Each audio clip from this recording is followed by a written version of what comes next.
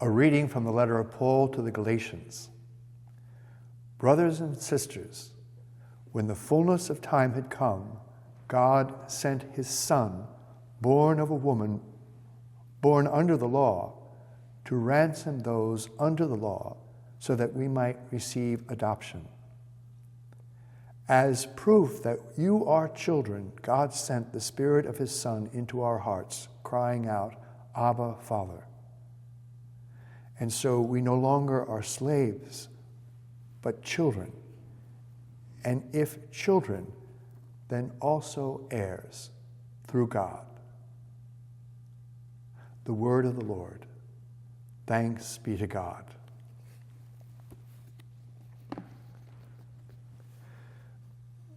There's a dramatic account in the Acts of the Apostles about a sea voyage that St. Paul, bound in chains, took to Rome to stand trial before Caesar. The weather turned treacherous, but they continued the voyage despite wise advice from St. Paul to do otherwise, and they're being shipwrecked without any casualties. What happens to the characters in St. Paul's account happens to us as well.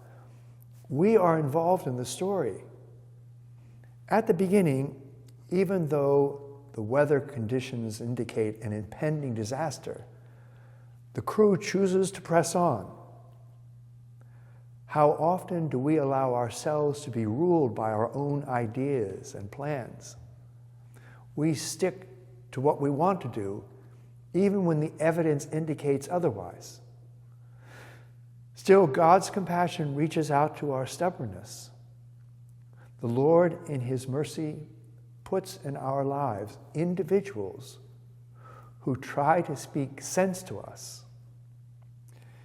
In this story, as the circumstances of the sailors' lives turned catastrophic, God provided St. Paul, who offered them a new and true way of looking at reality so that they could live in hope.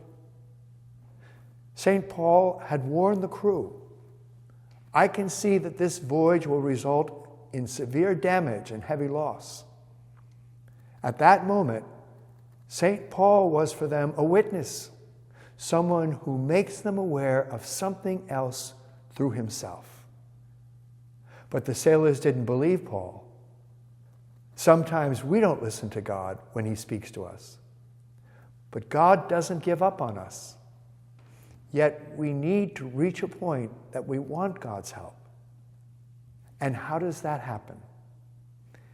In the story, it's when they reach a point when neither the sun nor the stars were visible for many days. In such darkness, they lose all hope of surviving. They are in despair. And in this darkness and despair, St. Paul speaks again. Do not be afraid. Keep up your courage. Astoundingly, at this perilous moment, the entire crew listens to the least likely person, the one who is a prisoner bound in chains.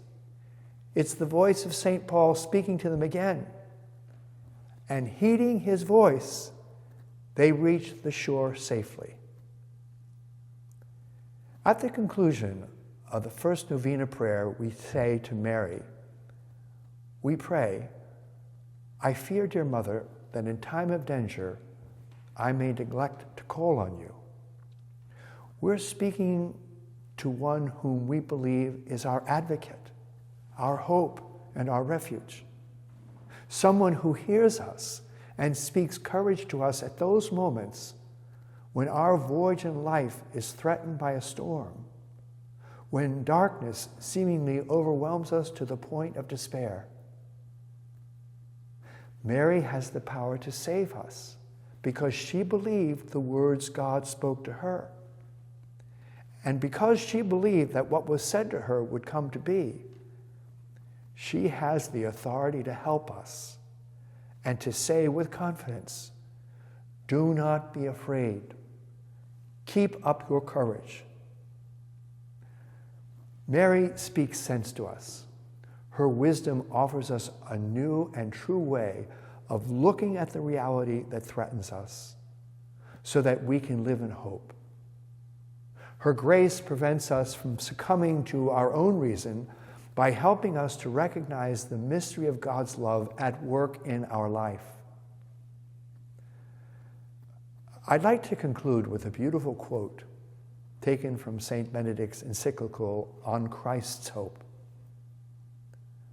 Life is like a voyage on the sea of history, often dark and stormy, a voyage in which we watch for the stars that indicate the route.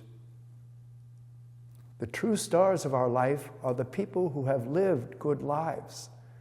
They are lights of hope. Certainly, Jesus Christ is the true light, the sun that has risen above all the shadows of history. But to reach him, we also need lights close by, people who shine with his light and so guide us along our way. And who more than Mary could be a star of hope for us? With her yes, she opened the door of our world to God himself. She became the living Ark of the Covenant, in whom God took flesh, became one of us, and pitched his tent among us.